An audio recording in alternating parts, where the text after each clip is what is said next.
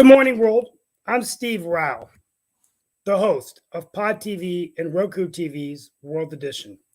I greet you live from the All-America city of Morrisville in Wake County in North Carolina, the 8th largest state in our country. And we're excited in our state as the Carolina Hurricanes begin another quest to win another playoff game. Today, my monologue is based on the Star Wars saga because it's May 4th. And I'm wearing my Star Wars paraphernalia, and I'm here to wish you, may the 4th be with you.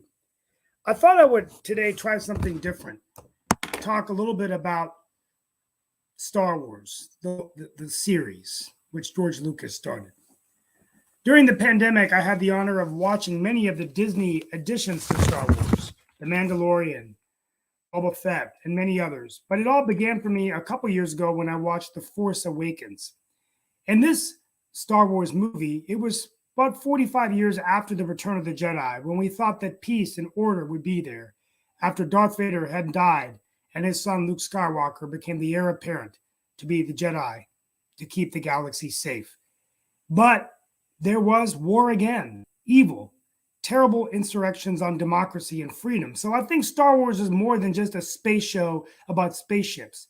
I think it's about liberty.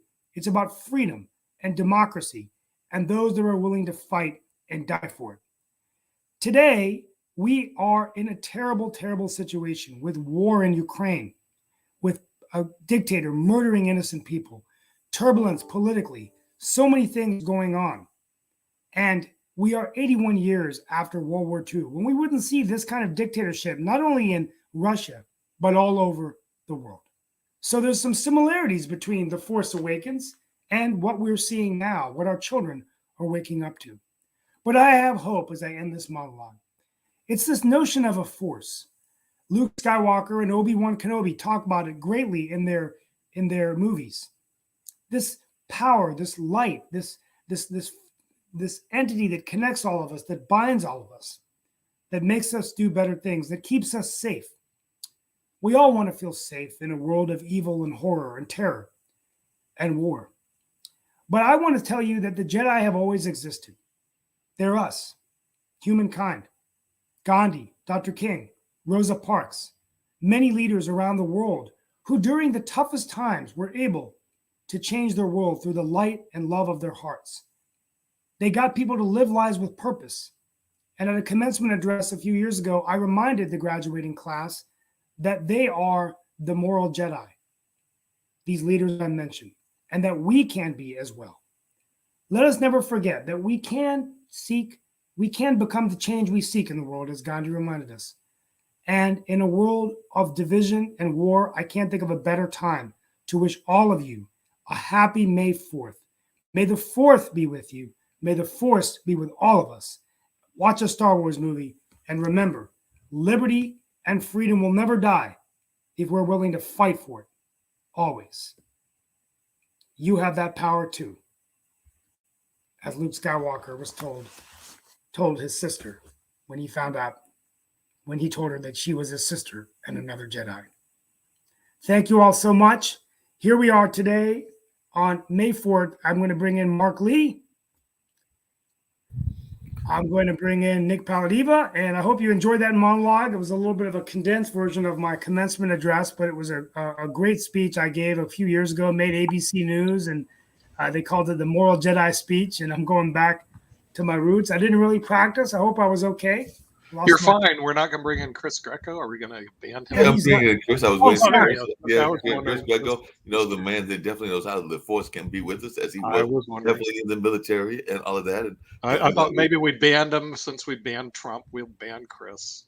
Oh no, we're banning Chris as well. We can't do that and everything, but definitely a sci-fi fan myself as well. So that was not a bad monologue. But we did learn something earlier today and everything that was shocking news, because apparently Nick was looking on the internet and everything, and he got his days confused, because I think he thought it was April 1st instead of May 4th, because he was telling us, and unfortunately I think that it was a mistake on his part, but he was telling us that apparently there was no news today. No news and today. All of that. So there was no news today is what we learned, and all of that. Right.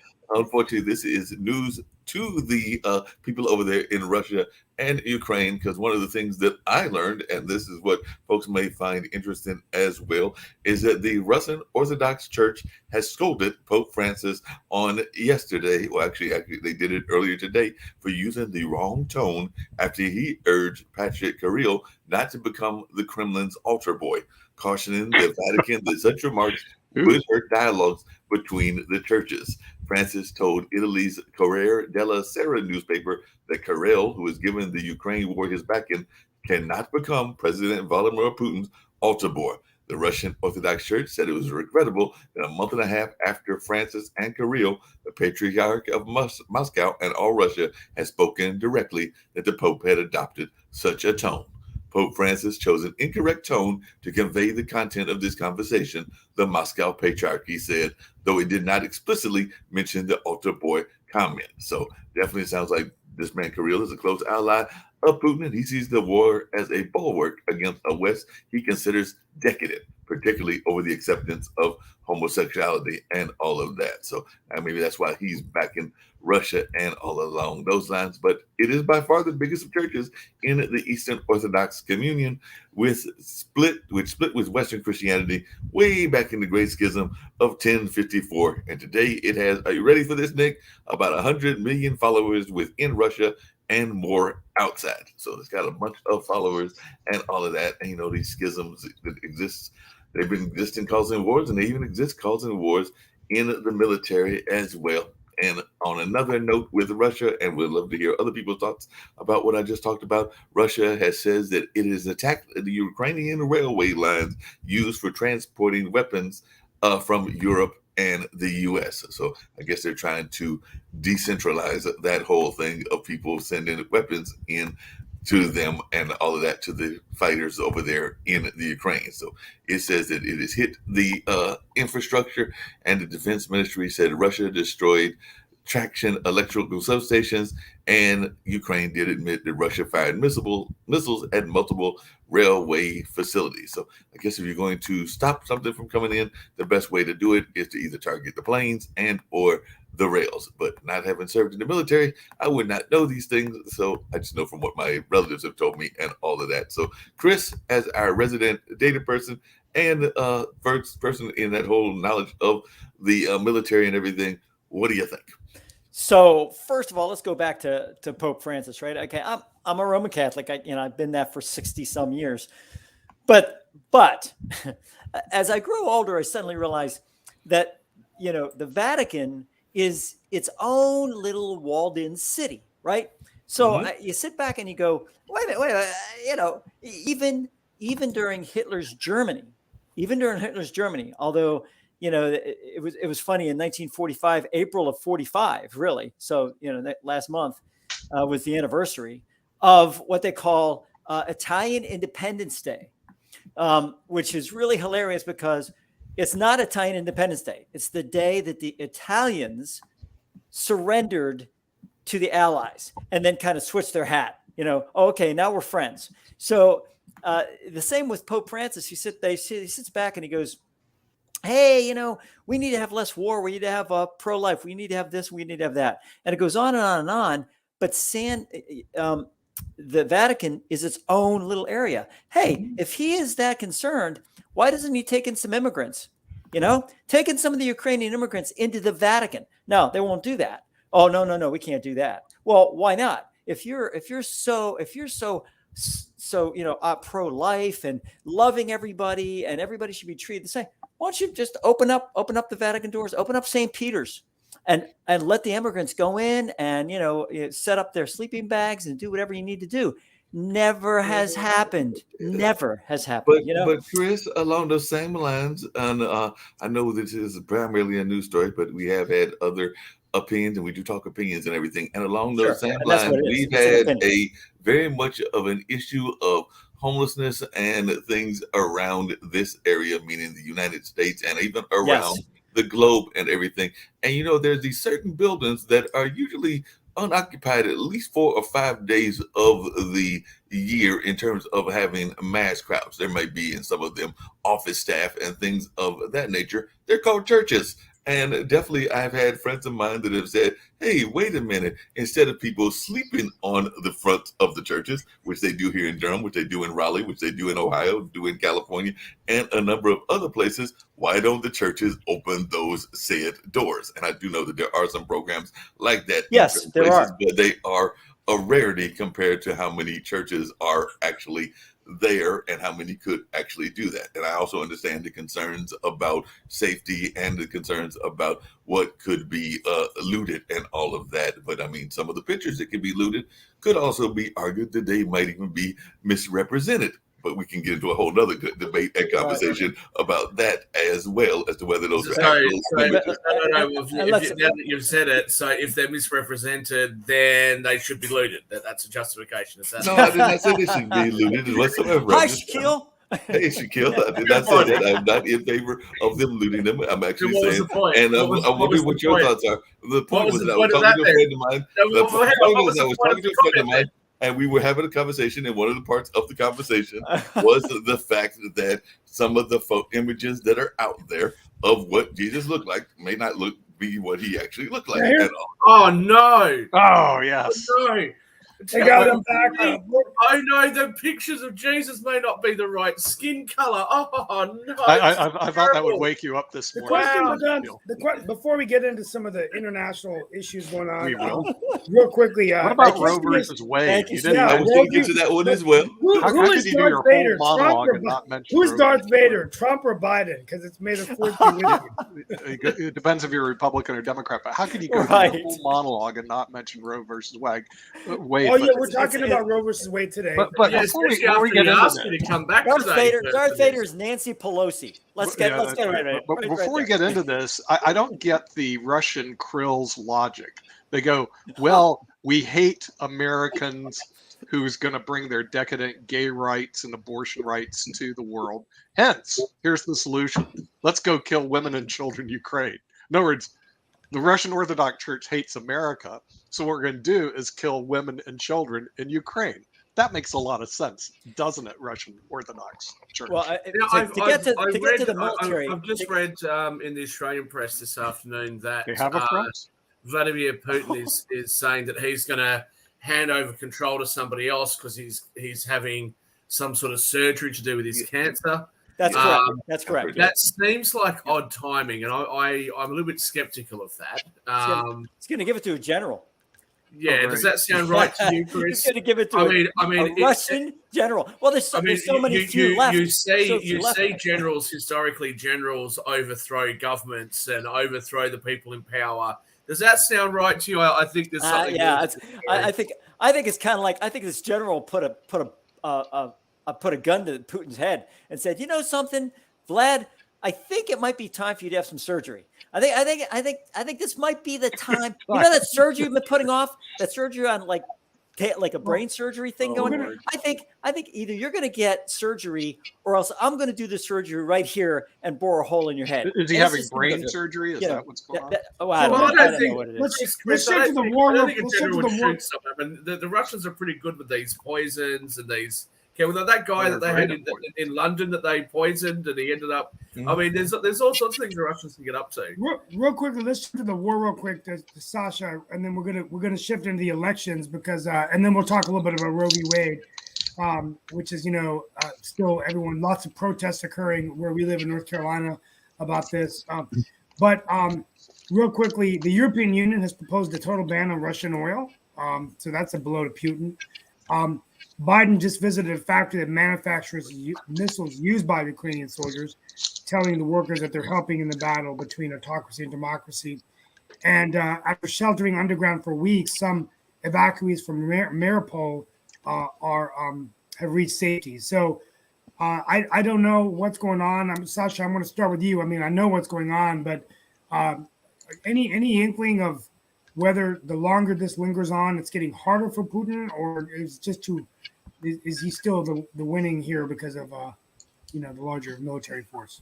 You see, every day 10 U.S. warplanes, C-17, 10 of them are bringing ammunition, a deadly force that could be used not just to defend, but most likely to attack.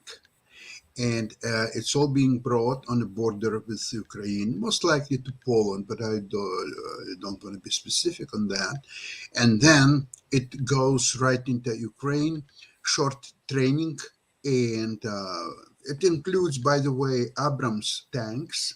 So basically, it's all the best military that there is existing in the world. So with each day, supposedly, Ukrainian army will get stronger and stronger, and the Russian army is getting weaker and weaker. So guess what's the outcome in this situation? And I would love to somebody point to me that no, it's not so. The Russia will have a great mobilization. They will bring 2 million people.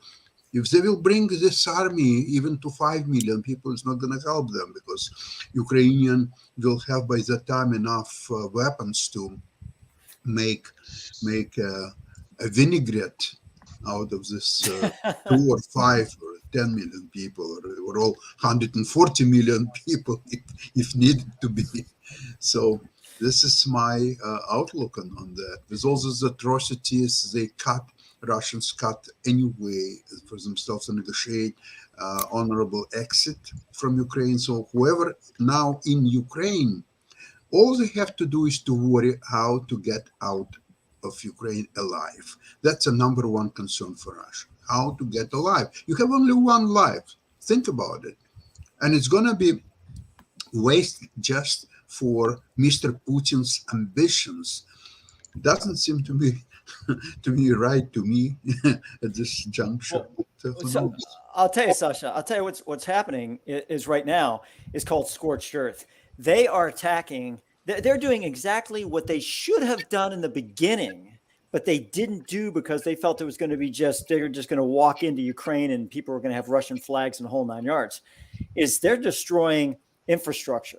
They're destroying electrical plants. They're destroying railroads. They're destroying coal fire. They're destroying every possible infrastructure point possible for Ukraine. And I'll tell you what's going to happen with this is Russia doesn't understand that basically what they're doing is they're making their situation worse. And the Ukrainians, the civilians, are taking drones and they're hitting their patrol boats. Now, these patrol boats, you got to understand, you've seen the drone films where they're attacking, they're destroying these boats. These boats are not that big. They're patrol boats. But let me tell you something. They're hitting them with Hellfire missiles, which means there's nothing left of these boats. Nothing. It's just ash. There are no survivors on these boats whatsoever. Same thing, Chris. Same thing with the bigger boats. When they Moscow is a perfect example. Boats, it's the same result. Exactly. I mean, they hit them in the right place. So I think what's happening is that the Russians. I think this is my opinion. I think the Russians will fight to the last man that is in Ukraine. I think they're going to run like hell and get out of there as fast as they can, and they're going to just make it look like what they call an orderly withdrawal. But I think it's going to be they're gone. They're going to just fire missiles in and fire artillery and whatever else because they're done. They're just going to. You know that Ukrainians are absolutely in control of all the cell communications between Russian soldiers, and for example, when they call their families in Russia, they record this conversation, and they're incredible. One wife is asking to bring her dishwasher. Another one is saying, I need a new gold ring, if you can find one, and matching jewelry with that. Another one is saying, well, I understand that while you're there, you will rape some Ukrainian women, but don't tell me about that, but go ahead and do it. Yeah, so, Sasha, I got to say one more comment about Canada. Yeah, I know. Yeah, just don't tell me. The idea, I think the media was treated Canadian politicians extremely bad. They said, hey, look, the U.S. are sending people over and, England is sending people over. Why isn't Canada sending politicians over? they ought to read their own copy. The Canadian politicians, they've said to Moscow basically that they're not allowed to go over there. I mean, that they have been banned from any place in Russia.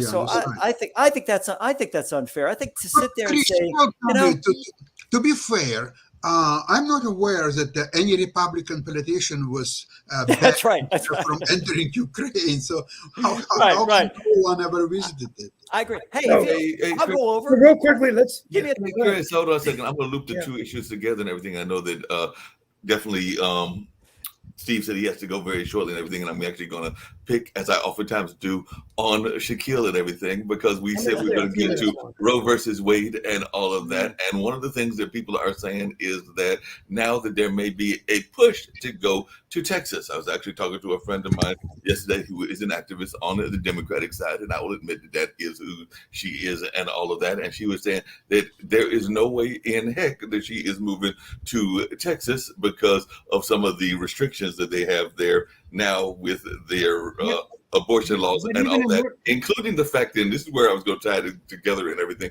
because y'all was making that reference about people doing the rapes there in Ukraine. Apparently, according to some of the arguments that are being heard and everything among some of the laws in Texas and everything, is that, if you rape somebody, that's acceptable and everything in terms of what can happen with the abortion law. So they said, rape and incest are not allowed and everything. And this is the other point that she made and everything. They also said that the rapists in some cases have the right to ask for custody, which I really was through when she told me that and everything. So the rapist can sometimes ask for custody and all of that. So what are your thoughts about some of these very restrictive laws that are going over there in Russia? I mean, and over there in Texas. Well, first of all, what restrictive rules? Second, nobody in Texas or else says that rape's okay, Mark. Nobody says that. What are you talking about? The Texas law has actually said that, yes, they have actually put it in the law that there is rape and incest are not those things that can actually be used as a reason to not do within the abortion and everything. And that was actually in the law last year. I'm sure that would depend on what time we're talking about. And no offense to your friend, but I think this is the same friend you mentioned to me last year or the year before that didn't want to move to Texas or to other places that had restrictive abortion rules. How much sex is your friend having with strangers with whom she has no intention of having a child? Well, she's actually in the older set, like myself. So I don't know if she's having that much in general. Then how about what's going on in these women that oh my God, abortion rules are so strong in one state versus another. I better not move there. What are they doing? Where are these girls hanging out? Well, I mean, Texas has said in the past that they would outlaw all abortions once a cardiac activity in the fetus can be detected. That usually occurs around 6 weeks, only 2 weeks after a miscarriage. And most people don't even know that they're pregnant at that time. Quit while I'm ahead. And it would function as a neutral ban on abortion, making no exceptions for rape or incest. The idea that somebody is going to say, I don't want to move to a particular state because their abortion rules are too strong, right? Are we serious? What do you mean? Let me before we go into the next topic, which we've got to talk about the off-year elections. I think we need to dedicate another hour to abortion. I want to bring maybe a legal scholar next week as well. But the bottom line is this was a surprise decision. Nobody saw this coming. First of all, let's talk about one issue that I think is all important for us to discuss. Why would this document be leaked? Okay, this is not good for the court. I don't care whether you're a Republican or Democrat. I think the court needs to be neutral and they need to make the decision based on what they're going to make as jurists. We've let them do that and they've done fine up until now. I'm going to defend Chief Justice Roberts. He did not vote or write opinions that we thought like he was going to write when he was appointed by a Republican president. The same thing happened if you look at the history in the court of Earl Warren, Justice Kennedy, right? So, but when you do this, are we institutionalizing the court too much? Because now what we've done is rather than the court just rendering its opinion, we've created all this conjecture before the formal opinion. But what Alito says, which confuses me, is he says that abortion is never mentioned in the Constitution. But there's a lot of things that aren't mentioned in the Constitution that we defend and fight for. Is he just a strict constructionist and says that every word has to be in there? But well, I mean, that's one of the arguments. That's one of the arguments that Biden was making. He also made mention of the fact. Yeah, that was one of his. Roe v. Wade hinges on the way it's interpreted there. It hinges on the 14th Amendment, right? The right to privacy. At the time that the 14th Amendment was ratified, 28 of the 33 states had restrictions or had laws on abortion. So you can't go back in time and claim that there was a constitutional right implied when clearly that wasn't the case when the 14th Amendment was ratified. And when the Casey decision came down, the justices who made that decision had also said that this was tenuous and wouldn't last. So, I think that abortion rights need to be clarified, and what legal basis they have should be clarified. But I don't think that a decision about whether or not it conflicts or complies with constitutional principles is something that should become political, other than the fact that Democrats are now going to want to try and use this to say, well, we told you Republicans were going to do this. We told you what conservative justices were going to do. Therefore, give us the Senate, give us the House, and let us pack the court. Well, I mean, one of the arguments that is made, and I don't know what people's thoughts about this are, and I've even heard it on a news report yesterday, is that if you overturn Roe versus Wade, do you then open the door to overturning the Civil Rights Act, to overturning the rights of gays for marriage, and for a number of other issues that are up to interpretation, as Steve just said and everything? So do you then open those doors? You open basically a Pandora's box, if I can use the religious reference and everything? No, because, firstly, the gay marriage Act, whatever it is, I forget the case. Mm-hmm. That case, in my opinion, it doesn't make sense for the Supreme Court to have weighed in like that. That really is something that should have been left to the legislature. I don't think the Supreme Court had any right to come in and do what they did in relation to that. In relation to civil rights, though, Mark, I mean, you've got amendments that are specifically for that, so I don't think that that's going to be rolled back. That seems a bit of a stretch. I can answer it real simply, Mark. The answer is yes. Okay, so it will open up the Pandora's box, as you call it, a Pandora's box. But other people don't see it as a Pandora's box. Just think about what happened. Do you think they're going to get rid of the 13th Amendment? Think of what happened. Okay, if you want to undermine, first of all, people saying the court isn't political, that's just garbage. Let's just get real. It is political. Number one problem. Number two. Since Democrats start pressuring a justice to retire early so that he can be replaced with a black woman. Okay. Well, like I said, hey, look, it is political. Let's just admit it. But see, the thing is, it's a big lie. We have a couple big lies. One, Trump won the election. Two, the Supreme Court isn't political. It is political. Okay. So let's stop the lie. Then number two, the Supreme Court undermined their own authority in this decision. You know why? They said our decision has been wrong for 50 years. Why would you want to go to any institution that made a wrong decision for 50 years? That's what Alito said. Oh, we made a mistake for bloody 50 years. Okay. They really, if this gets published as is, it's an absolutely horrible decision, not because it might be right, but it's because of how it's being projected. I mean, when I first looked at it, we were wrong for 50 years. How many people want to go to a court that's going to be wrong for 50 years? I don't. So the Dred Scott case, then they should have left that because you don't want to go back and overturn a previous decision. I think they did. And what happened was, Shaquille, what happened was a law was passed, a constitutional amendment that basically overruled the Dred Scott decision. I don't think they ever really overruled Dred Scott. We could go for hours for this, but I'm just going to give you my 2 cents. I did want to get into the elections because I think it's really Roe versus Wade is so much more exciting. I think we need to spend a few minutes on what happened last night in Ohio and Indiana. But real quickly, I just give you 2 cents. And I'm going to have to wear my moderator's hat here. So I'm not going to really get into what I believe. I know this is a sensitive issue. You're either going to be pro-life or you're going to be pro-choice.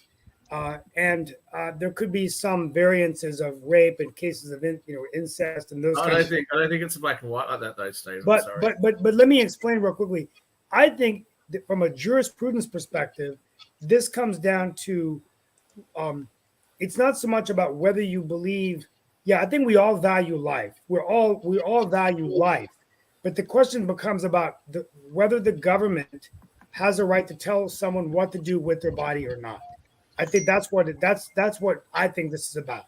So I think it's very confusing, but it's also going to be an issue. Some people are going to believe that life at conception, that you just cannot have an abortion. Now, at the same time, I'll say that abortion is something. I will tell you this: that after I have children, my view on this issue is very different.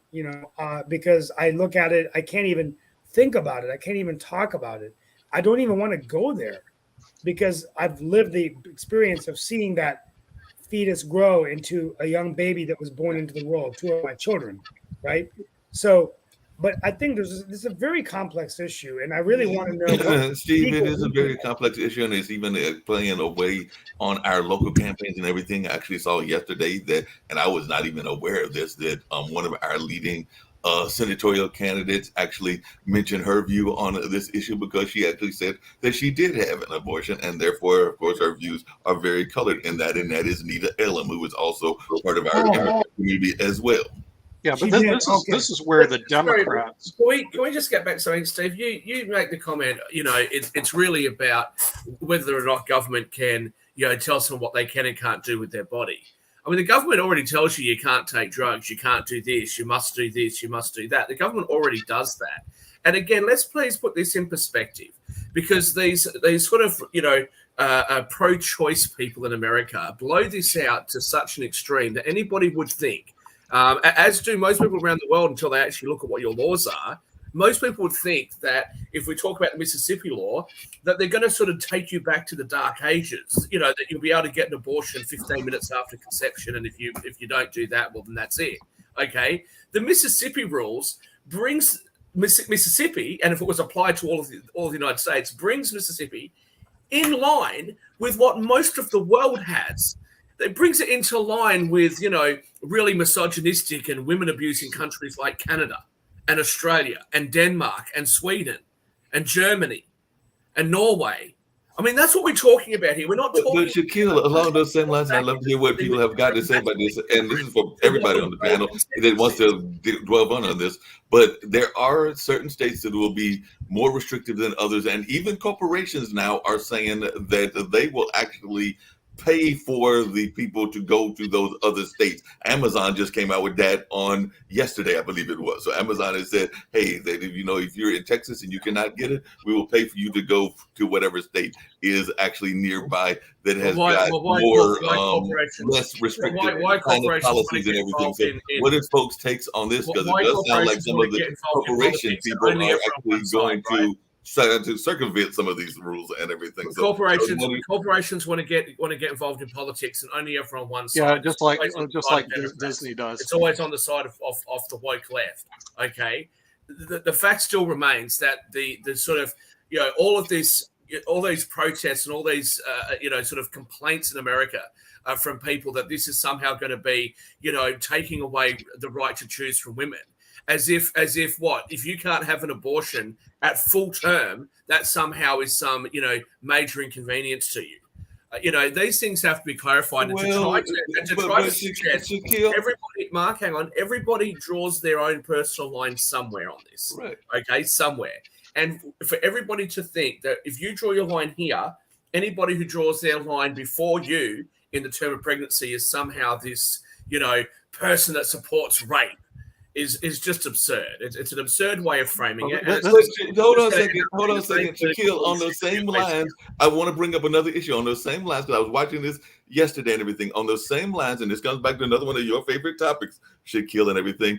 A lot of people are now throwing money, and I mean a whole lot of money, like hundreds of thousands, if not close to, maybe in some cases almost close to $1 million, into campaigns that are supposed to be primarily local because they want to get the right kind of candidates in there. And yes, I am talking about how much money is being thrown in by those on the Republican side and those on the conservative side into into local races, school board races, because they want people to quote unquote not be teaching critical race theory, even though that's supposed to be an advanced course that is actually not taught all that much if at all, in the elementary and lower levels Yeah, of but college it is as well. So, so what is people's It take is on taught, this that's the as to thing. how there is a lot of money being thrown into these local races to influence them one way or the other? There have been whole packs started in like Texas, in Tennessee, and a number of other places. So folks takes on that, because that sounds like the right doing the same thing that you're saying the left is going to do. So that's the political process. What the Democrats don't have heaps of money flowing into their candidates. The Democrats are all these poor people that just sort of meander into politics. The Republicans are well funded. Is that the argument? Because if it's not the argument, is how a lot of people are using this as a wedge issue. There are such things as wedge issues and all of that, and there's a lot of people that are using this as wedge issues and even misrepresenting what is actually taking place. Let me read to you something. Sorry, Steve, I'll just read this and I'll be quiet. Let me just read something to you. You can have one vote, just like the top 1%. Except other issues may stop you from acting in your own best interests, such as gay rights, gun rights, abortion, family values, and any other hardcore beliefs which keep you in poverty. Now, I would say that's a pretty good quote, isn't it, Nick?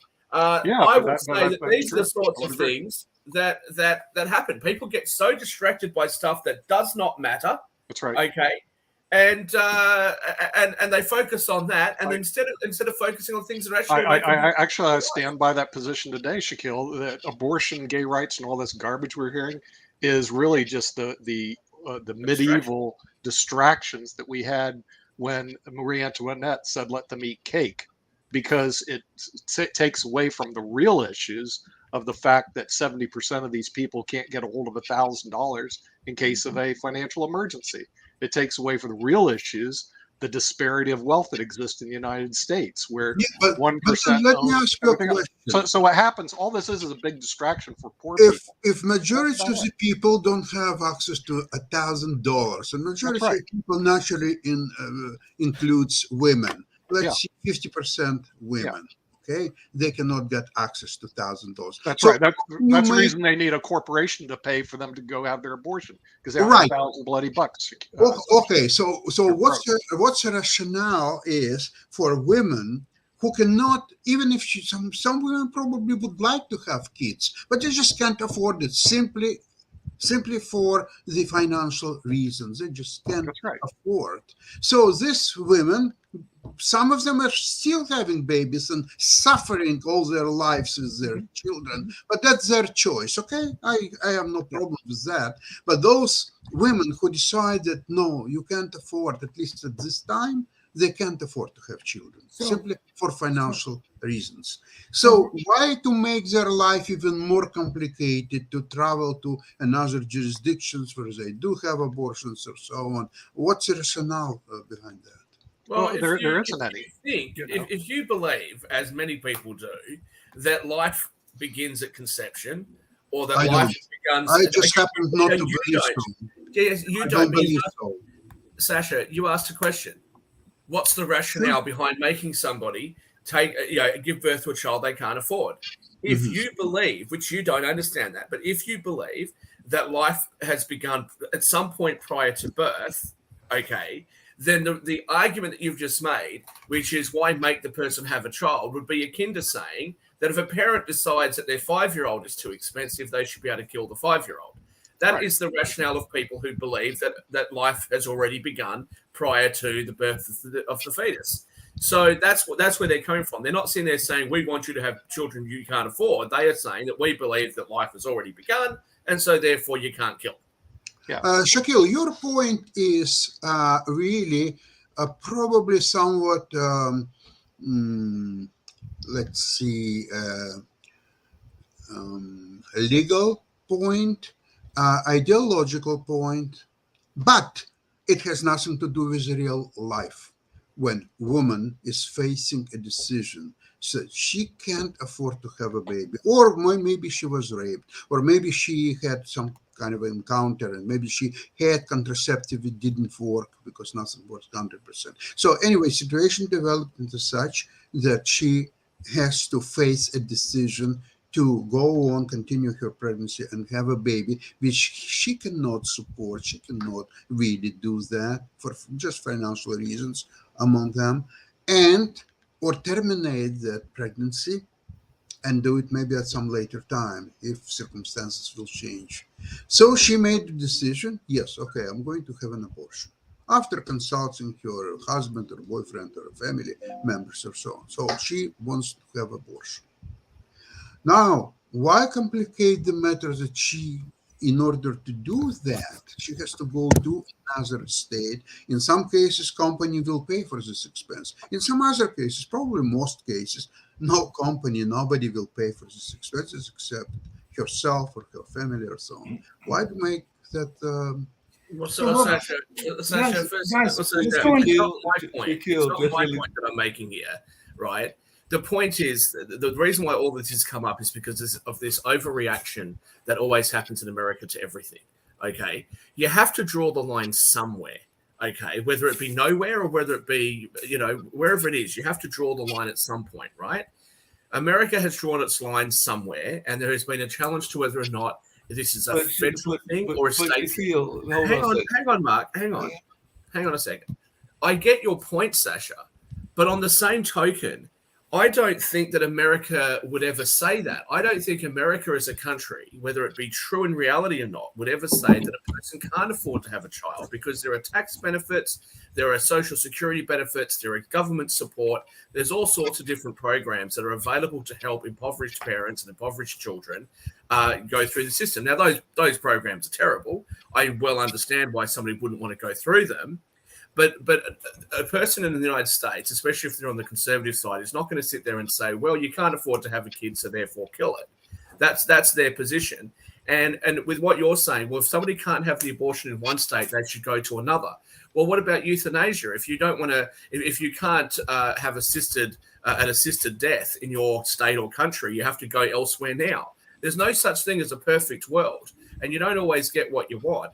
The legislature and the laws have to reflect something, and the majority of Americans support abortion in the first trimester, and they have questions about it in the second and third. And what these laws do is say, let's throw this back to the state legislature. I don't see what the problem is.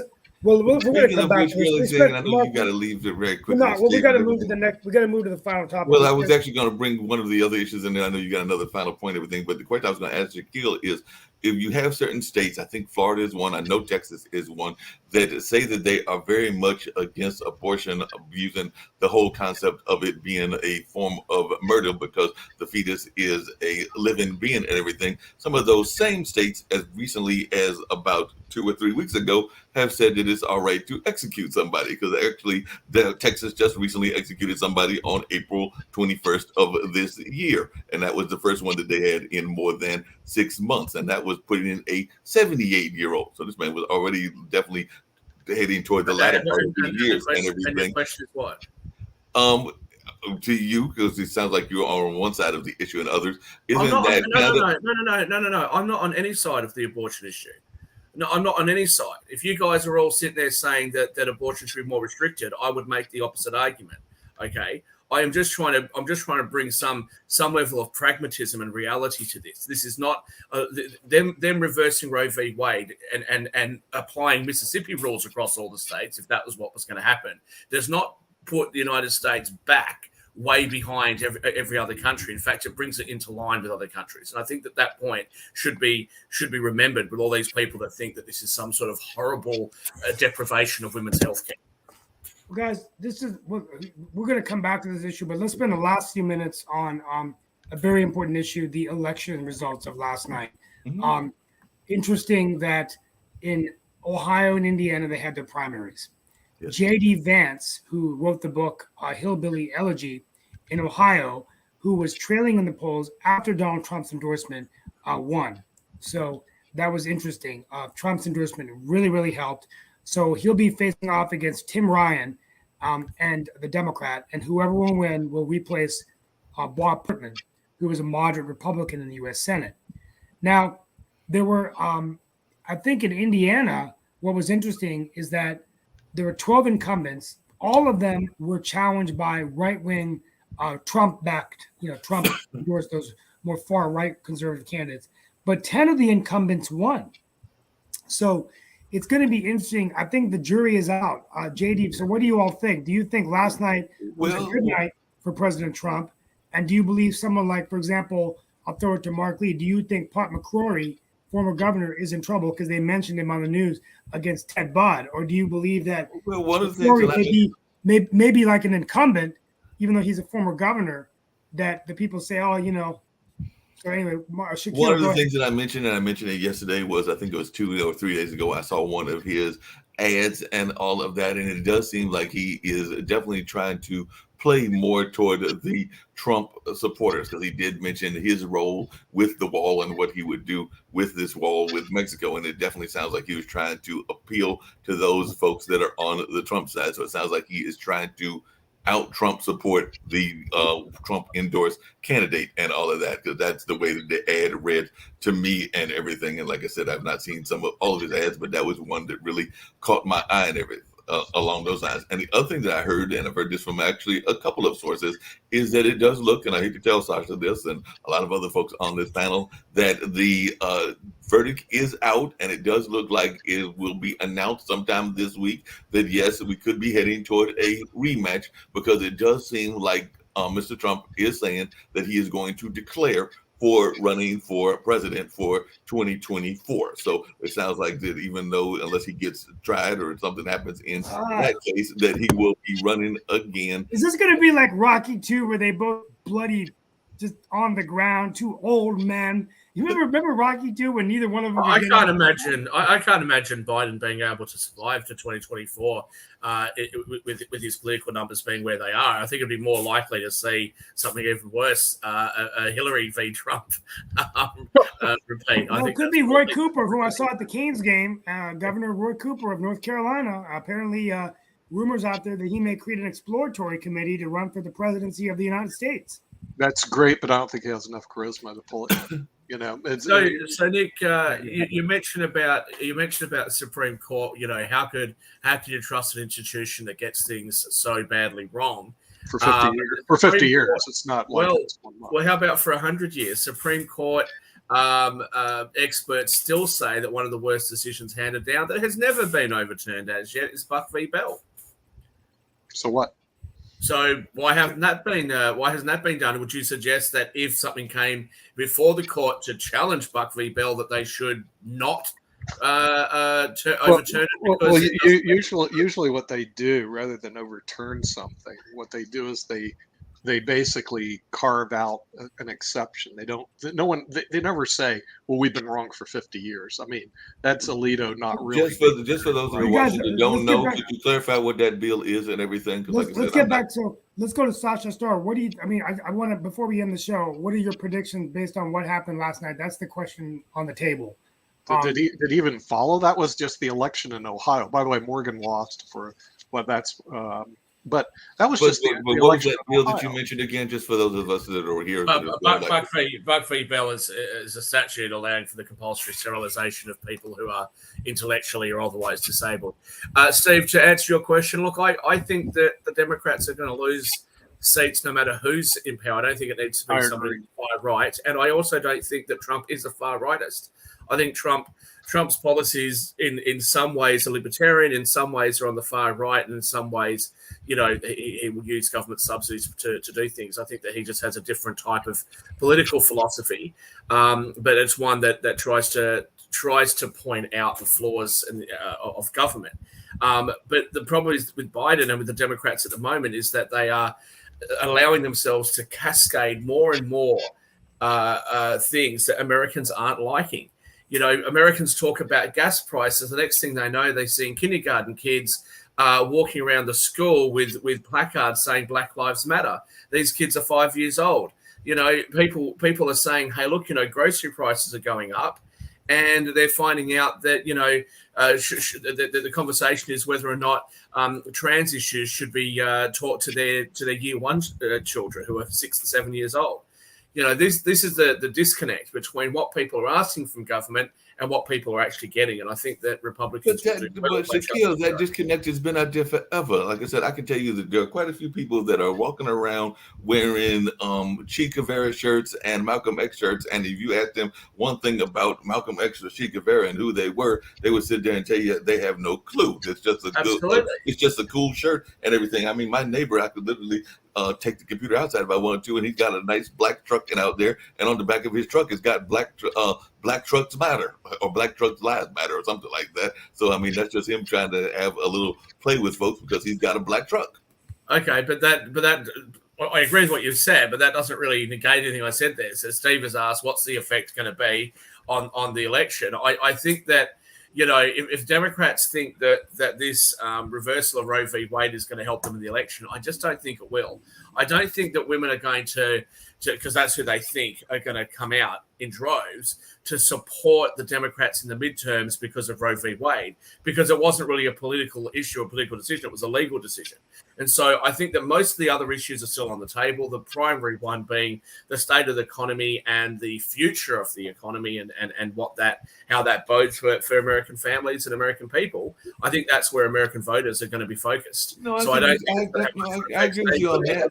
I agree with you on that, but and I'd love to hear Nick's talk on this because he's a legal expert and everything. But I remember, and I was involved in this movement. I've said this before on this show and everything, and I was involved on different levels. But one of the arguments within the Occupy movement was this notion that corporations should not be treated as people, that they shouldn't be treated and having all the rights of people, and all along those lines. That issue kind of fizzled, but that is definitely coming back to what we're talking about, which is that they were using it as an economic issue because they were talking about how there is 1% of the population that is got the majority of the wealth, while 99% of the population is very much poor and all of that, or middle class. 99%. So I was just wondering your thoughts about this whole issue. No, let's clarify something. 99% of the population of America is not poor.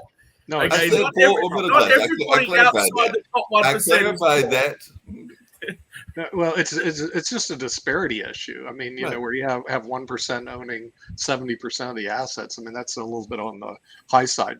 But see, all these social issues are a distraction from the people's pocketbooks. Okay, and same thing in education.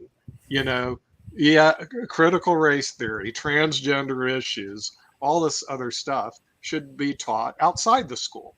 But should be taught inside the school. Science, technology, engineering, math, things that will make a difference in your life. Science, technology, engineering, math. Focus on that.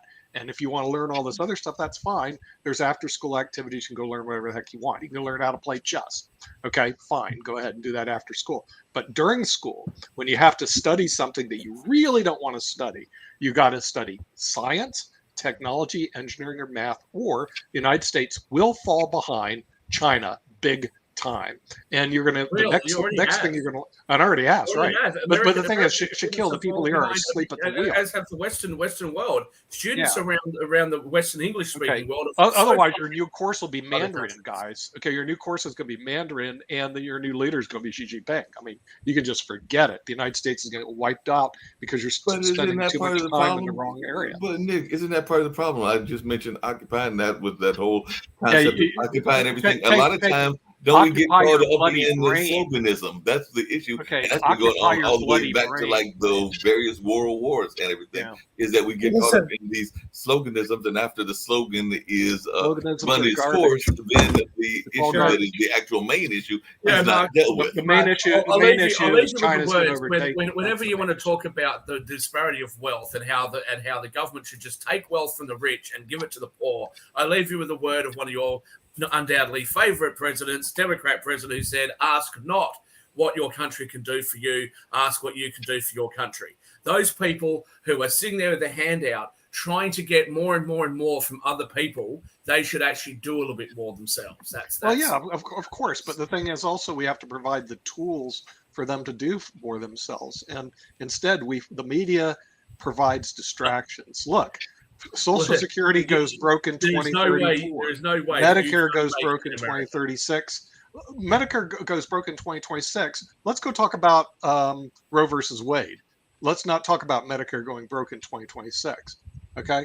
So we have some serious educational problems. But people shouldn't be so desperate they're relying on these government benefits in the first place. And Of saying course that the poor not. don't have the tools. Of course not. It's No, just, no, it's the government handouts is a horrible program, starting with the quote. absolutely it is. It was Lyndon Johnson who said, "Oh, we're gonna have a great society." We don't have a great society by printing money, as I guess Biden You don't have a figured great out. society by stealing from the poor, right? Taxes. No, are you supposed don't. to pay You don't steal pay from for the poor. communal assets, not Right. to be used to But steal. you And that's but what you it is. have That's not to taxation is theft. you have to structure the system so it supports everybody, as opposed to the system right now that supports 1%. It doesn't support 1% at all. It does. 1% disproportionately pay. Okay, Pay the income taxes Shaquille, of you're America.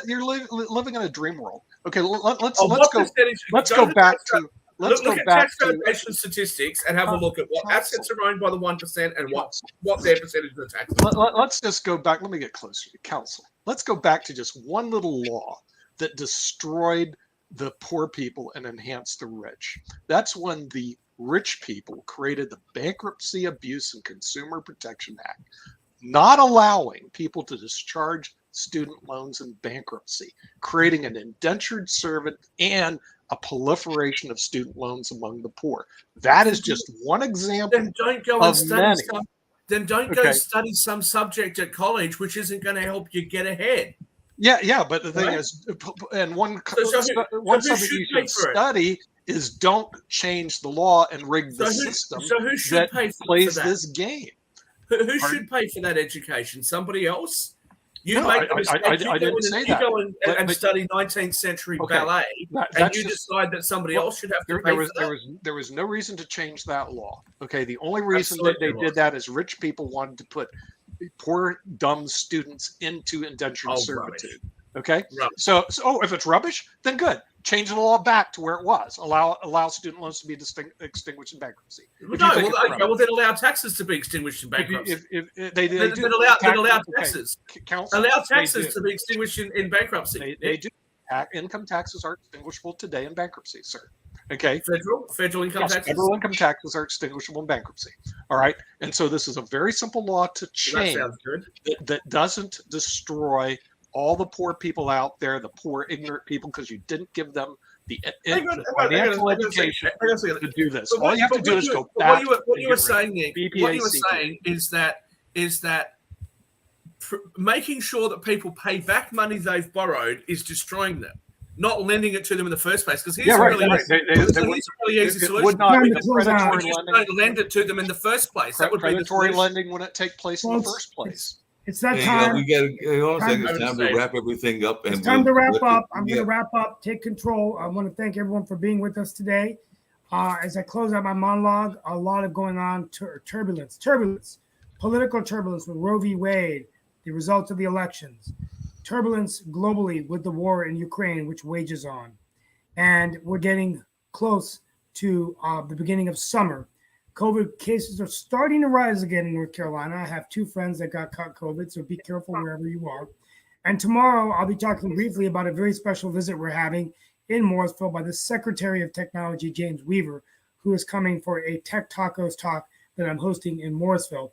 And we're going to be bringing him on a show in a few weeks to talk about his efforts of deploying broadband to rural North Carolina and how he's leveraging the ARP to do that. But folks, from our family to yours, we wish you safety wherever you are. And we're back tomorrow for another engaging edition of Roku TV, Pod TV edition. Thank you.